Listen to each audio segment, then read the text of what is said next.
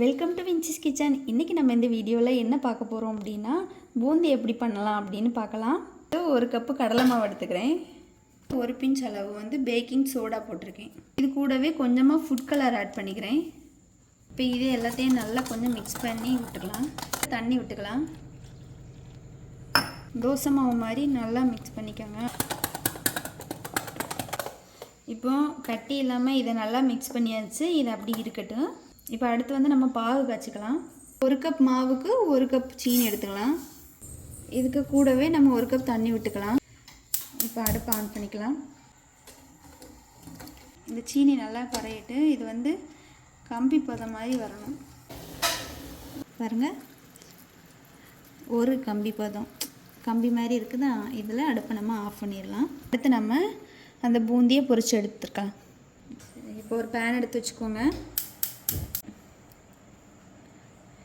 இப்போ இதில் எண்ணெய் விட்டுக்கலாம்.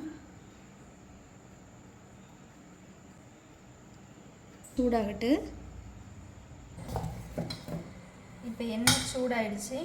இதில் நம்ம பூந்தி போடுறதுக்கு ஒரு கண்ணாப்பை எடுத்து வச்சுட்டு அதில் இந்த மாவை நம்ம இப்படி ஊற்றினோன்னா அது அழகாக கீழே ட்ராப்பாக விழும். பாருங்கள், அழகாக பூந்தி பொரிஞ்சு வந்துட்டுருக்கு.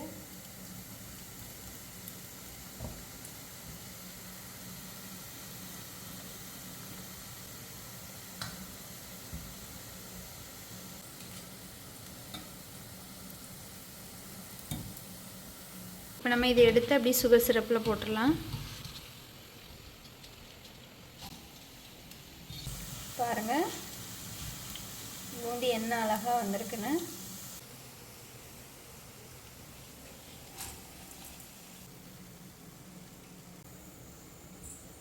இப்போ நம்ம எல்லா பூந்தியும் இதில் போட்டாச்சு. இனி நம்ம இதை இந்த பாகில் நல்லா மிக்ஸ் பண்ணி விடலாம்.